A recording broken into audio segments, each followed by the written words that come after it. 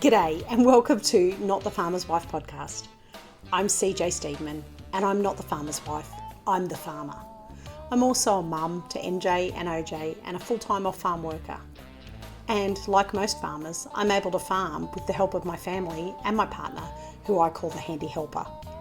On Mojo Homestead, we grow chickens, goats, cows and bees, and we do it using regenerative agriculture and holistic management practices. If, like me, you love all things farming and homesteading, then we'd love to have you along for the ride. So let's get farming.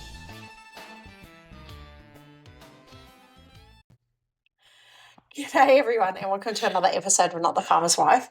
Handy helper squished in here in my little corner with me Stuck today. in the corner, can't go out, can't get out, can't do nothing. But it's okay because he's got a beer. So yeah, I'm happy. I'm happy. It's late in the corner. Hang on, there it is. Good afternoon when we're recording here. And we have finished all our chores and it is fairly warm here in Australia at the moment. Very hot. So we're having a beer.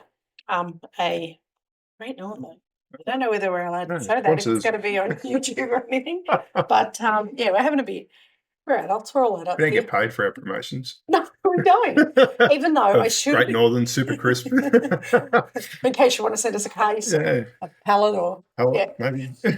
No, because we won't be drinking much because we are heading into the new year, and the handy helper and I have both decided to go a bit carnivore again. Yep. We both just recently had knee surgeries, for those that don't know, and we're planning on losing a little bit of excess weight that we're carrying and building a little bit more muscle. Especially me. we are both a little bit overweight, but not in a bad way. We just have more just fat. A bit. We have more fat than muscle, and we need to have more muscle than fat. So we're working on that. Now we are also very functionally fit. So both of us are quite capable of carrying 20-kilo bags of feed and bales of hay. When our knees aren't giving us problems, we're strong enough in that respect. But yes, so we're having a few beers, but we definitely don't want a pallet sent to us because we won't be drinking them over the next, however long. Anyway, heading into Christmas, so we thought it was probably about time that we spoke about something that we think is pretty important. And I'm just trying to work out where my screen's gone that I had before. I've got a share screen here. There it is. So we are talking today about gifts for homesteaders. And what I've done is I've gone through and opened up. How many pages do you reckon I got up there, Handy Helper? It's about 15, 20. Yeah. And so I've got a whole bunch of pages now. I am an Amazon seller, and therefore I buy things off Amazon as well. And you'll see from time to time I'll put affiliate links in where I've a particular item that I use myself, and I'll post it in the show notes and things like that. So a lot of these items today are Amazon. They're not all Amazon. There are a couple that aren't available on Amazon, but I still highly recommend them or like them or think they make a great Christmas present. Hint, handy helper. Anyway, I'm going to see if I can share my screen because we did try and practice sharing my screen before. And yes, share that. Select that one. Okay, so hopefully we are now sharing that screen and that looks like it's our screen. So what you can see up there is gardening gloves. So the first things that I wanted to go through were practical gifts that you would absolutely use if you were homesteading and you needed something practical. Some people really like special gifts that are luxurious and not necessarily a necessity. I like things that are practical as well. It's got to be functional. Well, it saves me. It's a waste of time otherwise. So the first one is gardening gloves. Now, we have some different gardening gloves to these ones. But I found these on Amazon and I actually really like them. And I like them because they've got the little fingertip thing in them so that you can, if you had an iPad or a phone and you were checking something as far as gardening, you would be able to use it still. But they're also thorn resistant. And I say thorn resistant. Sometimes they say, puncture proof. We've yet to find a pair of gloves that are truly puncture proof. That one pair that I've got are good. They're very good. They're like a mesh. It's like a woven, really woven mesh. Yeah. And they surprisingly never had a thorn come through. We've not had any. No. Yeah. Although you said to me to try them beekeeping. So I have beekeeping gloves, and our lovely little Kelpie Roxy got a hold of one of my gloves and chewed through the kid leather in the hand. Thanks, Roxy. Yep. And so I'm currently trying to work out what I'm going to do as far as gloves over the next couple of months. And Handy Helper suggested I use my gardening gloves because they are puncture proof. I'll let you know how they go. If they can handle an angry hive. Stay tuned. If they can handle an angry hive, then they probably really are puncher proof. If anyone's going to get stung, it'll be me. So yeah, but certainly gloves would be one. I think that would be a practical gift that if you have somebody who's a gardener or even a gardener growing an orchard, anybody that's doing outdoor work, a pair of gloves is great. I am terrible at wearing gloves outside, and I need to do it more often because I really hate pulling splinters out. So that's my agenda for this year. So next on the list is aprons. Now, I do sell aprons, so if you want kitchen aprons that are a bit fancy, you'll see our store later on. This apron in particular absolutely rocks. You love this one, don't you? Yep. What did we get this for? You tell them. We got this for doing our dismantling and dispatching because they're rubber. They're really heavy duty. You can hose them off when they're done. You can wash them, hose them off, and hang them up. Yep. They are so heavy duty, it's not funny. For doing certain things like that, awesome. So the handy helper and I both have an apron exactly like this. These are the ones that we bought from this company, and they have, I can't speak highly enough of them. They were unreal. They've worked great. They are adjustable in the neck length, which meant that for the handy helper it could be a bit longer, for me it could be a bit shorter, because they are very long. They're full-length aprons. So with a pair of gumboots on, you'll not get any guts, any blood, any splatter, any yuck down the front of your gumboots because it'll cover right across the top of your gumboots. And I think for that price, it's pretty good. That's pretty good. They're like I said, they're so heavy duty. They are unbelievable. Yeah. You can really get rough with them, and they just bounce back. And we just hosed them and disinfected them when we were finished and hung them up to dry in the air, and they were fine. And they live out in the shed. They're hanging on a hook out in the shed, and anytime we need to do any messy work like dispatching, that's when they come out. Yep. So they're definitely a good one. If you want pretty aprons, wait till we talk later on about the store, because you can go to the online store and get pretty ones. The next one was work boots. Now, we have different kinds of work boots. This is my dream present, and it's not actually my dream present because these aren't Merry boots. You can tell by the price. Yeah, they're not Merry boots. They're not Merry boots. So the Merry People boots are a big boot name here in Australia, and they make rubber boots that have a liner in them so that they keep your feet warm. And I keep drooling over them and saying I want them. And then I had a look on Amazon, and there's some cheaper versions that look like exactly the same thing. And you can see there's a whole bunch of different colours there. Black, obviously boring. Burgundy, oh, that'd be nice. Grey, oh, I like the grey in. Oh, look at that. For anybody that really likes their pink soled, maybe MJ might like them. I like the dark grey better. It's a nice colour grey.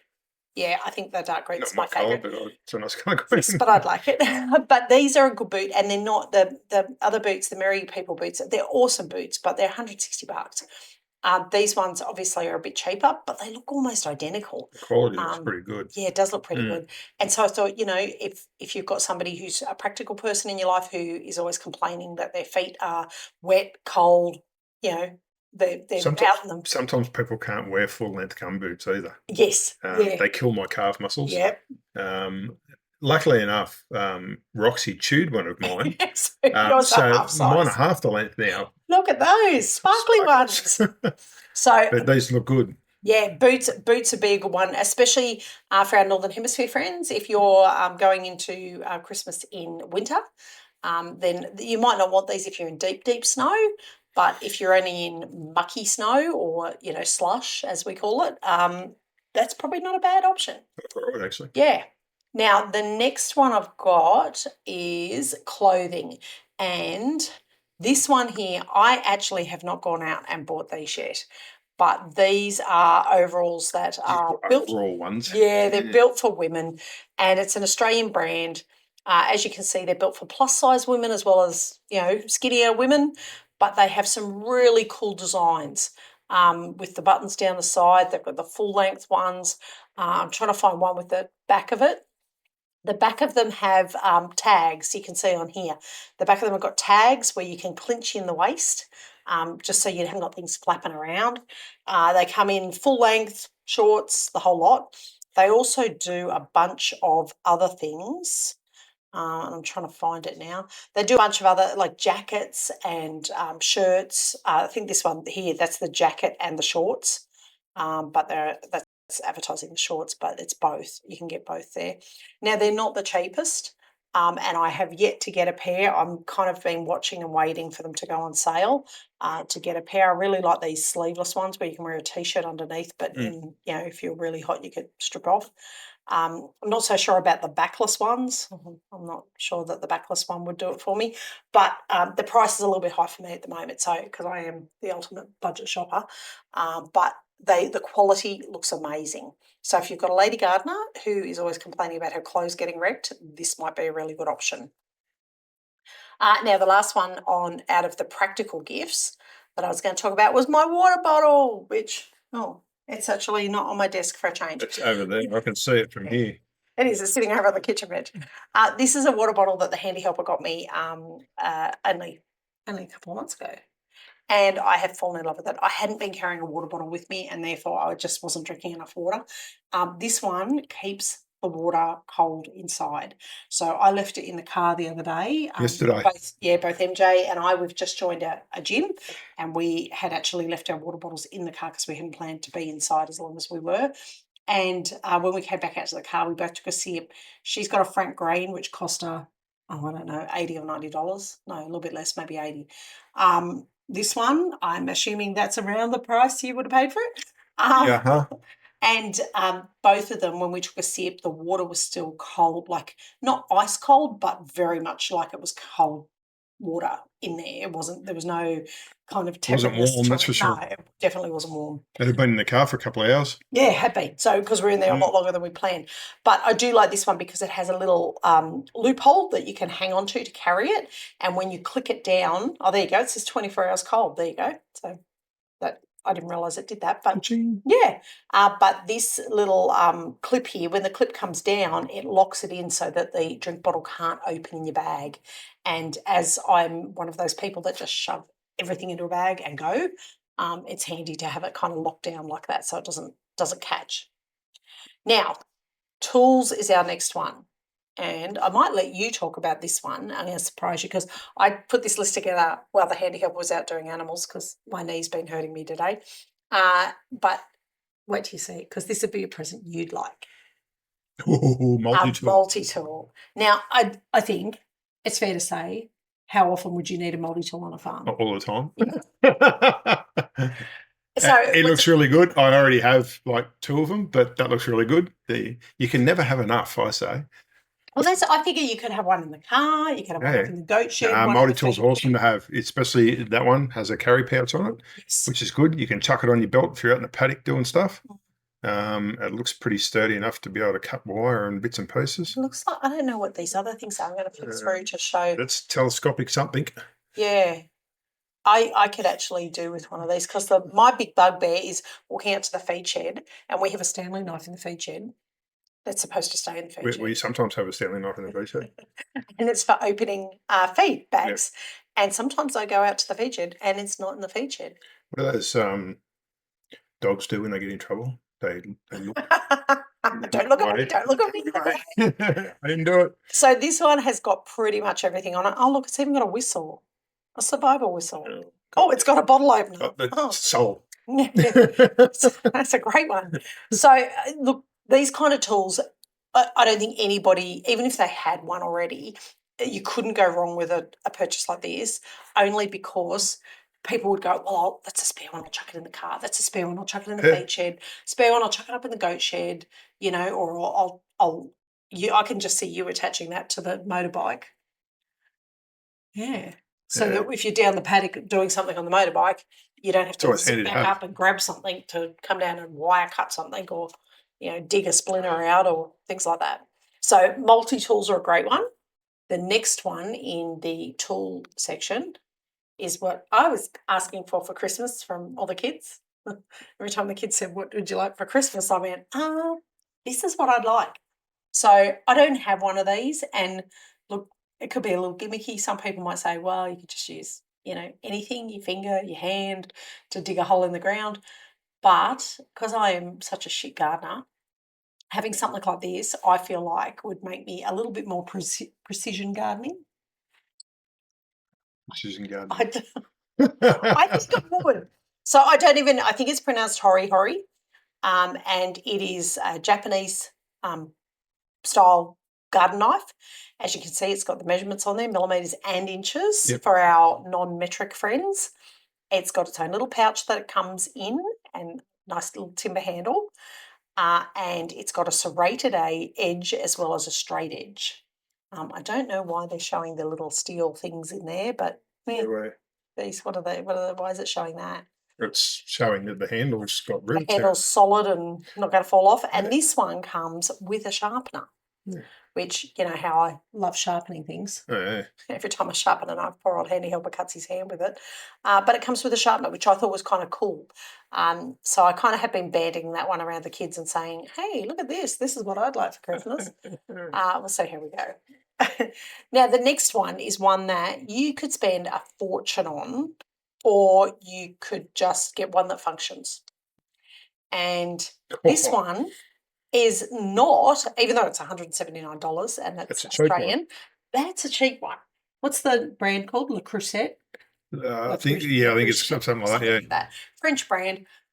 Men, we all drool over them. I'm sure every homesteader who makes their own bread would look and go, oh my God, that would be my dream Dutch oven. At the end of the day, I can't afford $500 or $600 for a pot. I was just looking at the prices there on them. Yeah. It sounds really weird, but they actually vary between the colours. Oh, isn't that funny? Blue. Are they slightly different shade? Blue seems popular. Blue would be $427, but that that looks awesome. Yeah, but that is the normal colour. I actually like this red one better because my red kitchen's goes faster. Red, you know. But the Dutch ovens, they come in different sizes for different things. So breads, it's showing their breads from about the 4.5 quart or 4.2 litre upwards are good for breads. And I would love one of these for my bread making. I don't have one at the moment. Wow, there is a big price difference, isn't there? I just realised. It's weird. There's massive price difference in regards to different colours. But it's not going to show the other colours now. 230, yeah, 230, 260, 356. That's crazy. Just based on colour. And I don't even think that colour's very nice, that one. That's not particularly nice.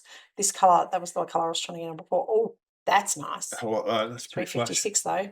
Yeah, I probably wouldn't bother with the super expensive ones. I'd probably just go the $179 one and be done with it.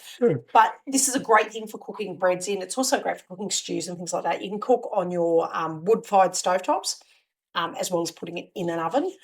So, you know, while it's nice to spend $500 or $600 on a pan to bake, I can't say it, bake bread in.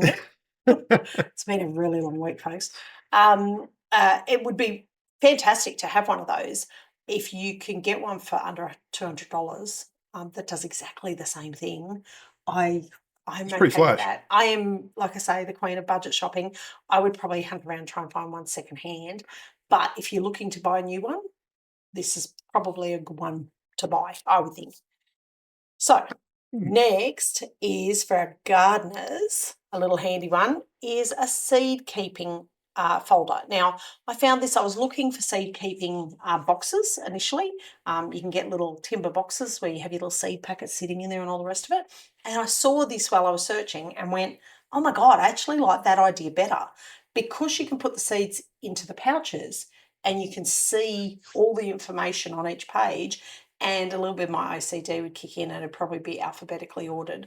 But I just think that would be certainly a very space-saving way of keeping your seeds. It's just a little folder. You can keep it on your desk, keep it in your drawer, keep it in your bookcase, and open it up and have a really good clear picture of all your seeds. And I think it comes with 100 packets, so more than enough for most people. And I didn't think that price was that bad either. So certainly, you know, looking at that, I thought that was a good one. There was other ones with boxes and things like that, but this one, and it's nice colour and everything, just being able to have all your seeds there nice and clearly displayed, I think would be a really good deal.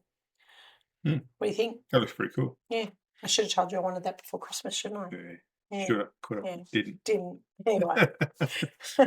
So the next thing is for your DIYs. Now, as I often say, I am the queen of budget shopping. So I tend to I will go and look for things on Marketplace and get things secondhand. And certainly in amongst this list, there's a couple of things that I have got a hold of secondhand. But if you are buying it as a gift, you might want to get new rather than secondhand. Vevor, whatever, however you pronounce it, is a really common Chinese brand, certainly amongst people like me who buy things from China to sell on Amazon. That's a really common brand in China.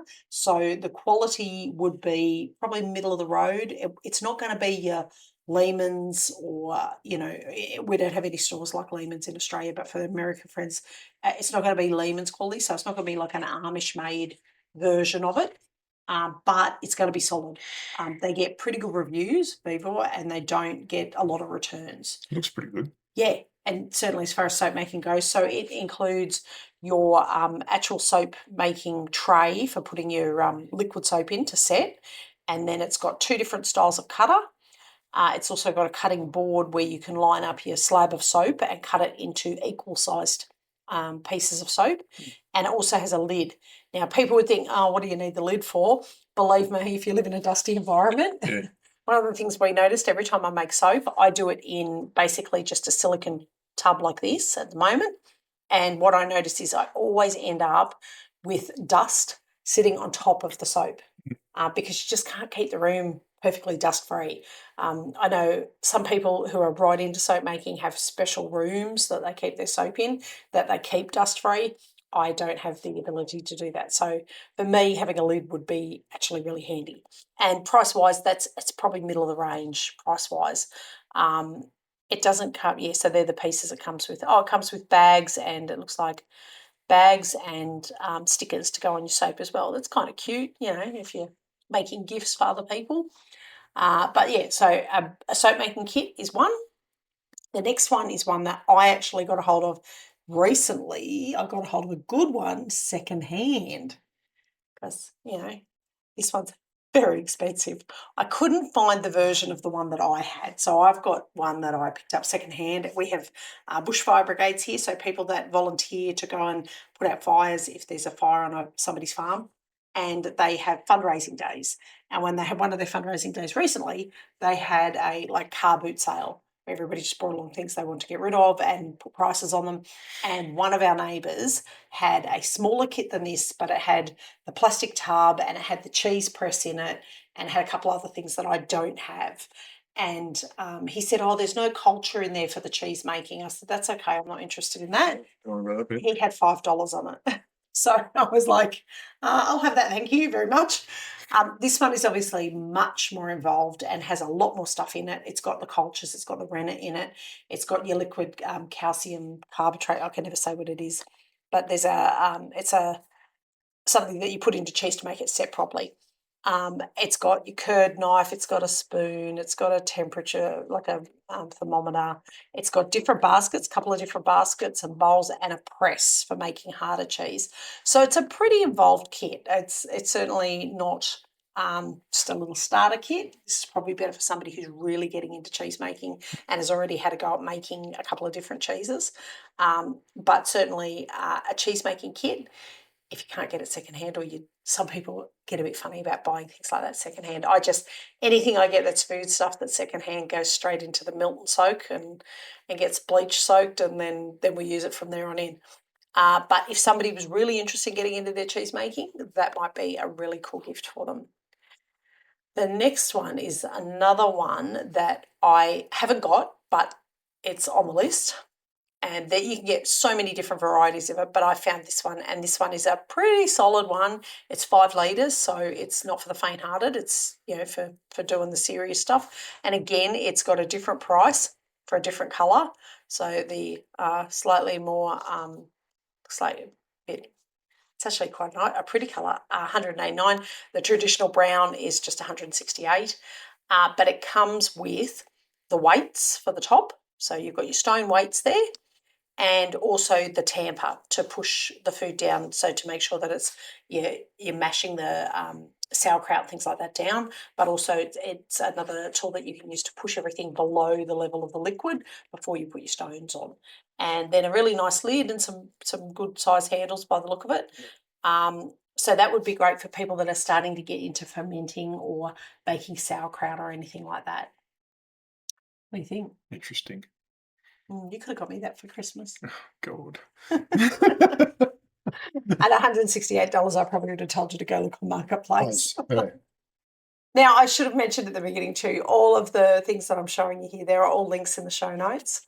They are affiliate links because, like I say, I sell on Amazon, so I also buy on Amazon.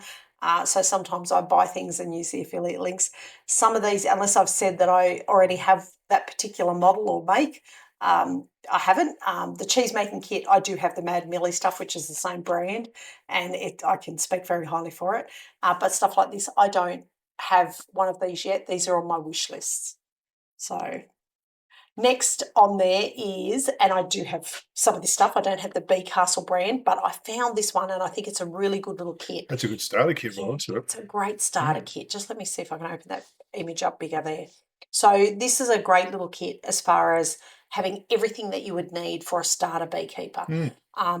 It's only the one box as far as I can tell, but when you first get your first nuke, that's all you need is You the only need one box to start with. Yeah, till they get going, until they get producing. But otherwise, all the other tools in there are all tools that we have used, aren't they? Yep. Well, it's even got a honey gate for a tub. Yeah. But your smoker pellets, brushes, your different combs for breaking the honey off, your honey knife. It's got a couple of queen cages in there. Yeah. Down here, it's got some hive tools. It looks like it's got 3 hive tools. That's all right. And a suit as well as the box and all the frames. And a queen excluder, so you don't even need to worry about a queen excluder later on when you put a second box on top. It's got a metal lid, which is awesome. Yeah, so you don't have to worry about the timber. Don't have to worry about timber rotting. Yeah. So this would be a great gift for somebody who's really humming and hurrying about getting into beekeeping, and maybe you don't want to buy them the actual bees, but you think, oh, maybe I could, if I buy them this kit, that might prompt them to buy the bees. Trust me, if they get interested in bees and then they find their local bee group, there'll be swarms that people will get, and they'll want to offload because they can't keep them. At the moment in Australia, we have had nothing but. Does anybody come? Can anybody come pick up a swarm? Can anybody come? So yeah, there's lots of swarms going at the moment. But for $269, I don't think that's a bad deal for all of that. That's all of the stuff in there. Yeah, I should open that picture up there so we can see it. Oh, there. So that's everything that's in there, which is pretty impressive. It's pretty much everything you need. Yeah. Everything. That's a lot. And to be honest, at the moment, I think it's about $250, $280 for a nuke. Yeah. So for your actual starter pack of bees, so it's a couple of hundred bees and a queen and her attendants. So under $500, you could have somebody starting their beekeeping journey. It's certainly not as expensive as it used to be. I think when I first started, to get all of that stuff for $269 would have been unheard of. And bees, the packages for bees haven't really gone up. So, like I say, under $500, you're probably, or around that $500 mark, you're probably going to get somebody started in beekeeping. A good thing to do. Yeah. We need the bees. Oh, yeah. Now, the next thing we're going to talk about was books, and I will get rid of that screen there and open this screen up. But what I do want to say is, before we start talking about ball, which is the ball preserving books are the Bibles in preserving. Certainly you couldn't go, if it's not in the ball book, you probably don't need to know it. Grab your balls, as Ken and say, yep. I made an apron in my online store, on my print-on-demand store, my made-to-order clothing, and it's got, grab your balls, it's canning season.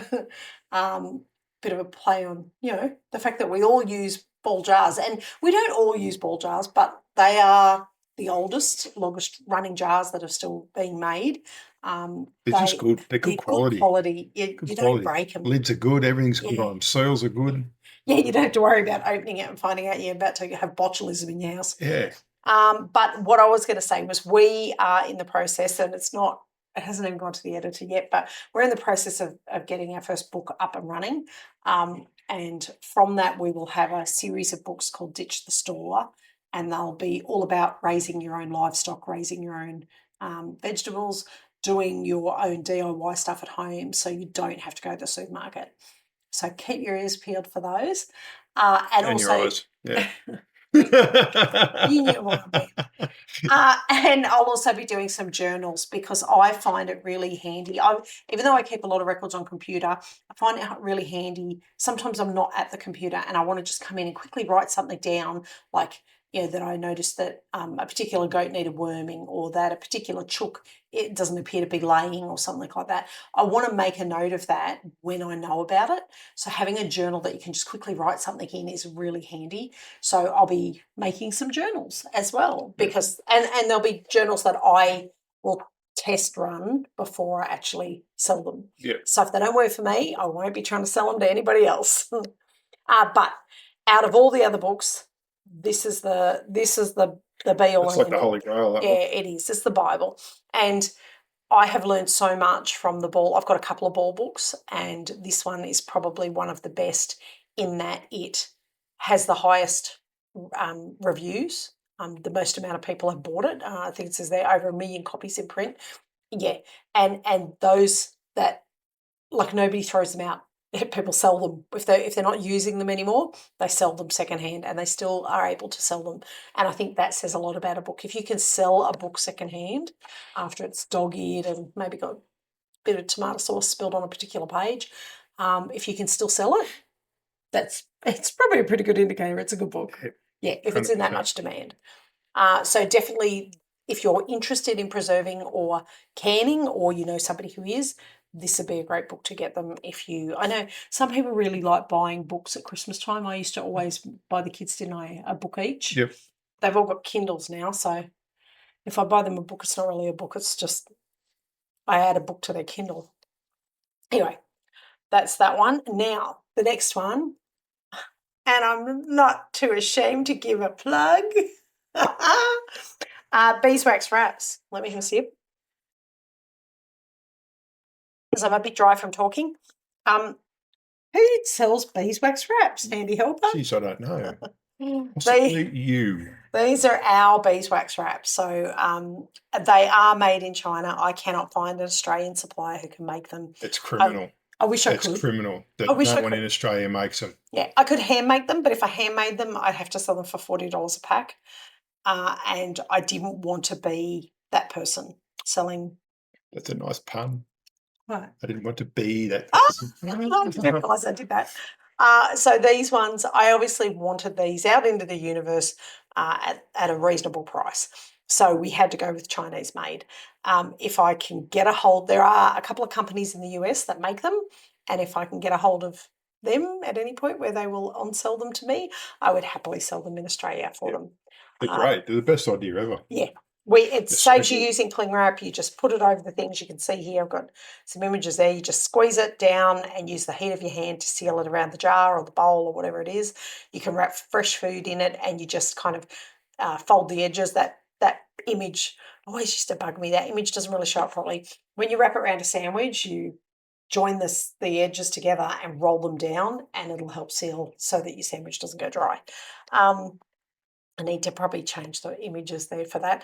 And to clean them, you just give them a rinse off in cold water. You can't use them on meat. And from experience, we can say don't use them on dough if it's going to rise and touch them. And don't use them on cheese. If it's a big block of cheese in the fridge, that's the one time you really do need cling wrap or a plastic bag, because it does stop the cheese going hard and crusty. But if you want to get the beeswax wraps, there are beeswax wraps, and certainly it doesn't have to be an affiliate link on that one because I sell these. So what have I got next on my list? Oh, these, which I love. Dehydrators. Now, because we're off grid, I have never bought an electric dehydrator. And to be honest, unless we suddenly... Didn't we have one? No. I can't remember. But we had one at one stage. No, we had a yogurt maker that I sold because we weren't using it, but we never had a dehydrator. But I probably wouldn't buy one unless we won Lotto and suddenly could afford to buy 50 million batteries, because you have to leave them on for like 10 to 12 hours, sometimes 24 hours. So having it running and zapping the power for that long is not good for our batteries. So there are off-grid versions, and I'll show you one in a minute. But if you are on grid and you're not worried about power, or you know somebody who is keen to get into dehydrating, growing their own fruit and veggies, this would be an awesome one. Now, there are commercial level ones that are a lot more expensive, but at $159, this is probably a really good entry point. Looks like a pretty good size too. Yeah, it is. And certainly I've seen this one in the shops. I've gone and physically had a look at it, and it is a good size. You can get bigger sizes. So there is a 9 tray option, which looks like this. And there is a 10 tray option as well that you can get. But a 6 tray option is probably a really good starting point for somebody who's just getting into it. And if that's the kind of thing that somebody's into, you can also use it for making jerky, and you can make it for using yogurt, because it'll hold that ambient heat for like the dry, steady, 40 degrees Celsius, not like an oven temperature of. I was trying to work out. We've been doing a bit of smoking in the Handy Help's new smoker this week, and every recipe I look at is in Fahrenheit. I have to convert it back to Celsius, and it's killing me. I'm all over the place with my degrees. But yeah, this one, it would be a good starter point for somebody who's just getting into it if they were interested in doing that. Now, for my off-grid friends who are like me, the alternative is this little sucker, which I am looking at getting. So they market it as a drying rack for clothing as well. And it's also good for if you are camping, you can use it for putting food stuff in. If you're camping and you don't want insects getting into your food, like so if you had fruit that didn't need to be kept in a cold box, but you didn't want to just leave it out because, bees and ants and things like that would get into it. This is a really good system. And certainly the early settlers in Australia used these kind of hanging frames to keep food away from pests and away from other animals that might be attracted to it. But it can also be used as a dehydrator, and you simply hang it. Now, you can hang it in the sun depending on what you're trying to dry. You can hang it in light areas that are shaded, but it needs to be somewhere where it's going to have a constant temperature. And as you can see there, it's got a whole bunch of things there, and it's showing that pests and that can't get into it. But I think it would be awesome. Now, again, there's a 4-layer version, a 2-layer version. If you're just starting out, that's only $31, $32. That's not bad. Or if you know you're going to use it, a 6-layer one. Now, the only bad feedback I've read anywhere about these is you have to be careful what you put on which layer. Yeah. So just say you were trying to dry tomatoes, sun-dried tomatoes, you wouldn't want to put them up the top. No, they'd be better on the bottom. Yes, because there's too much liquid in them. So anything that's a bit drier and is not going to drip sap or liquid or juice down through the layers can go up the top. So things like herbs can go up in the top layer, flowers could go in the top layer, and then your drier things as you work your way down. So apples could probably go up a bit higher because there's not that much juice in them and they don't dehydrate all the way down to a dried crisp. And obviously your soggier types of things like sun-dried tomatoes would go in the bottom. Yeah. What do you think? Looks pretty cool. Maybe I should have asked you for that for Christmas as well. God, list is so long. The next one is one that I currently use my Thermomix because I am part of that Thermomix cult. I'm sorry for those that hate Thermomixes. But this is one that I have discussed getting because I like the idea of grinding without using power. And we are big coffee fanatics, so we have a percolator, a stovetop percolator that we use. This would be great, wouldn't it? I just see you every morning standing there hand grinding your coffee, before we make it. Could you imagine? It would not get ground very well if we had to do it first thing in the morning. I don't know, just chucking beans in the cup and putting no water in it. But this brand is definitely a really good brand. This is Lehman's from the US, so my US friends would know this brand really well. I love this brand. I think next time we go to the US, I've already said my goal is to go to the big Lehman's store. I think it's in Ohio, and go in and probably spend a whole day just walking around and seeing if I can't get things shipped back to Australia, because they have an off-grid washing machine. It's a pump-handled washing machine. I've Wouldn't that be got too much awesome? to do. I've got too But much to do. that would be a great one. If you're a coffee fanatic or you know somebody who is, this would be a great one for that. What are you doing with that table? Trying to straighten my leg out. Oh, we've both got bung legs at the moment. Now, the next one, I think my next one is a grinder. And look, Lehman's have got some really good grinders. Want one of them. Yeah, and look, well, we don't, we're trying to stay away from grains a bit, but certainly as far as being able to grind our own stuff, I think this would be good. I'm trying to open that picture and it doesn't want to open for me there. Lehman's have got some really good ones. Some of their ones are very, very expensive. Are you ready for the most expensive? Yeah, I can imagine. $999. Does it want to be electric? No, that's a hand grinding mill. And it's supposed to be super whiz bang. You could crush every grain for animals and humans in your household. But I just can't justify that kind of cost when we don't use that much grain anyway. So this one, I forget, it was 100 and something, I think, 135. And I found this, and look, it's pretty similar to the lower quality Lehman's ones. But I think if you're just starting out or if somebody's just getting into homesteading, this would be a really good choice. It's not going to break the bank and you're still going to be able to do all the things that you would normally do. What do you think? Fancy. Fancy. It's nice, isn't it? We're nearly done. I think Handy Helper's leg's hurting and he needs to go and stretch at some point. So I think my next ones was, my spice racks. Now, I do not have a spice rack like this. I was going to say, no, that's too organised. I was going to say, you're going to shame my spice straw now, aren't you? My spice straw is a little bit messy, folks. It's that's an understatement. I know where everything is in there, and I keep good track of what's needed and what's not needed. Sure you do. Yeah. But how organised would I be with something like this? This would be awesome. I don't have enough bench space at the moment to put that on as we expand our little tiny home. I'm hoping to have enough space to have something like this. What I liked about this was, that it's an upright rack, so it would take up less bench space, but that you have the ability to write on the lid what the hell's in it. What's in it. So you're not kind of half guessing, looking at, because sometimes I put things in jars that I know what they are and nobody else does. And I end up with kids coming to me and cracking a jar open and going, Mum, smell this and tell me what it is, because the labels come off or something like that. So having a rack like this, I think, would be a really good idea. And there's plenty of jars there, so it gives you an opportunity to have lots of things. The only query I have on it is the size of the jars. And that's just because we buy so much in bulk and we keep everything in bulk.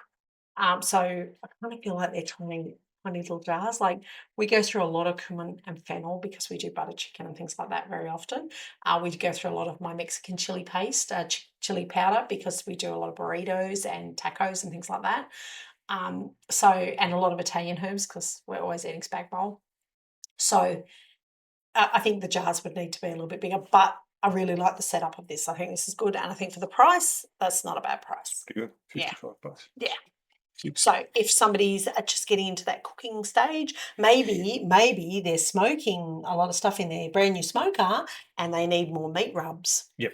And again, I don't know that you'd be able to store a whole lot of meat rub in some of these jars, but we don't use as much meat. If it's there and it's empty, I'm going to fill it with some sort of meat rub. Yeah.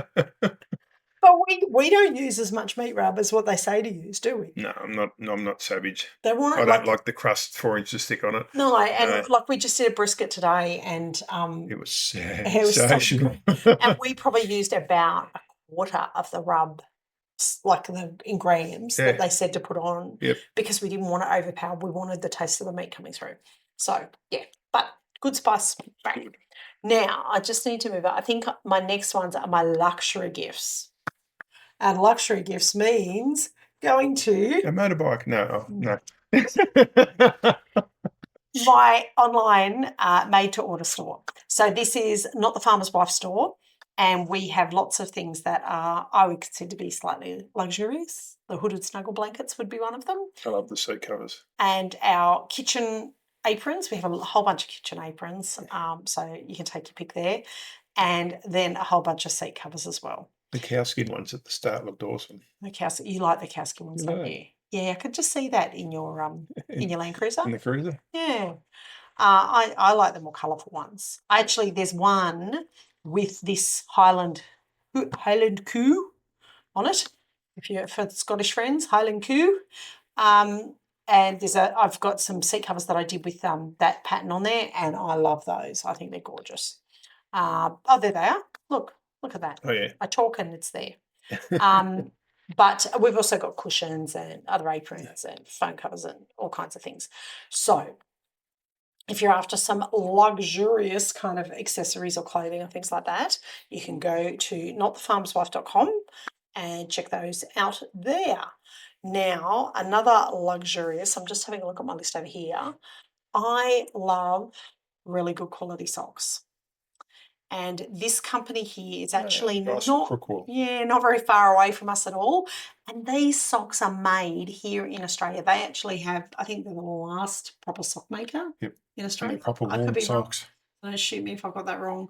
In your state, there might be another sock maker. But certainly in southern New South Wales, these guys are the bomb. And they make their socks on site. They're not cheap socks. They're not super expensive either. There's dearer. But these socks are good quality socks, and they're locals, which if you're an Australian, you probably like the idea of buying locally made socks. Yeah, so go back, clean and conscious words. Keep our tiny toes toasty with new kids' school socks. So Linda quality socks, they've been around forever. They've been around forever. I think they're about 6 generations. They're about 6 generations The company's gone through.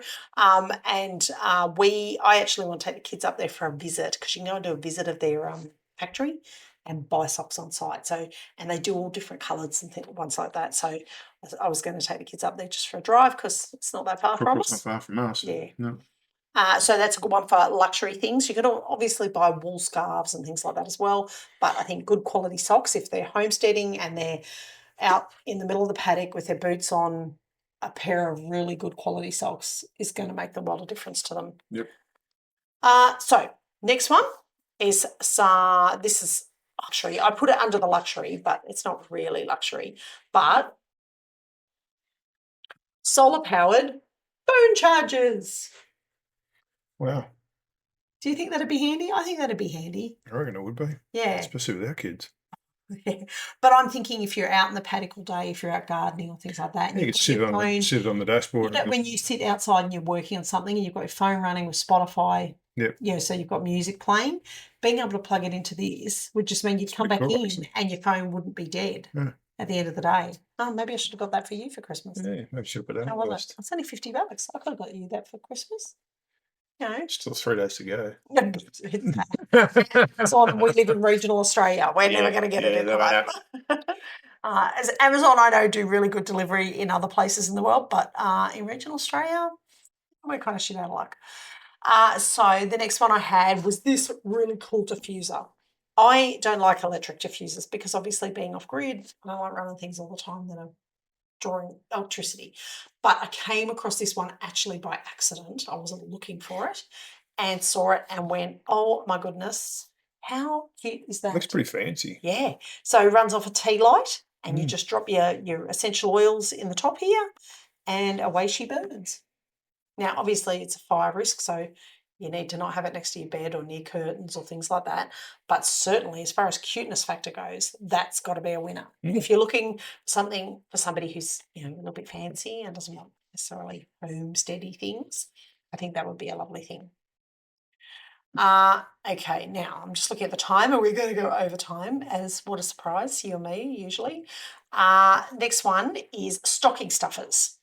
And I love this company here in Australia. Now, in America, you guys have, I think it's Baker Creek Seeds. In Australia, we have Eden Seeds.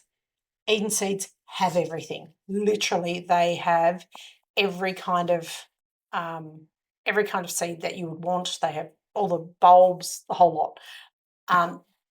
Getting packets of seeds and putting them in a stocking, if you're doing a stocking situation at Christmas time, would be a great idea. Just you can fill up with very little things. They sell books as well, so you can always chuck a book in there or something, but you can put a whole bunch of little things in there, and I think you keep the cost down reasonably well. So I'll keep going because otherwise we will be here forever. Mason jar accessories was one that I was going to talk about, but I don't want to talk about it because watch this space. I'm in the process of trying to organize some very new and fancy mason jar tops that will have spouts and lids and will be good for, say, raw milk being kept in your mason jar, and you just take the lid off and put this pouring spout lid on. But I couldn't find any on Amazon, which is why I went to the producers and said, can I make some? Because I want some. So watch this space for that one. Egg cartons. I hate that people keep eggs in the fridge. We don't keep our eggs in the fridge.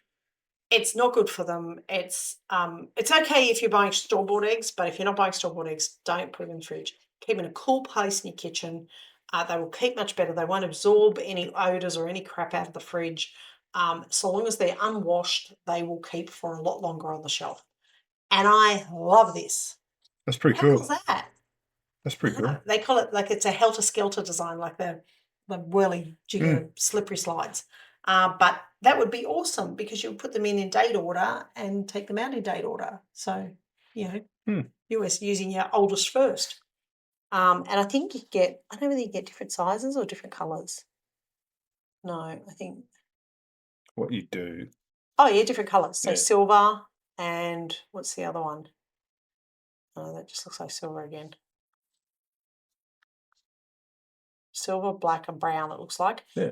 Yeah, so. That's pretty cool. They're pretty cool, Sit in the corner of the bench and away you go. Yeah. I thought it was cool. Anyway, so I will stop sharing and go back to our big screen. Yeah. So the last couple of things that I wanted to talk about were, before I do, there was one other page that I have lost there, but I'm going to open it. Just bear with me, and I'll see if I can open it. Oh, no, I won't. I'll just tell you. Dadadoo Anglo-Nubians, who are the people that sold us our lovely, beautiful Anglo-Nubian buck. She has a page, and it will be in the show notes.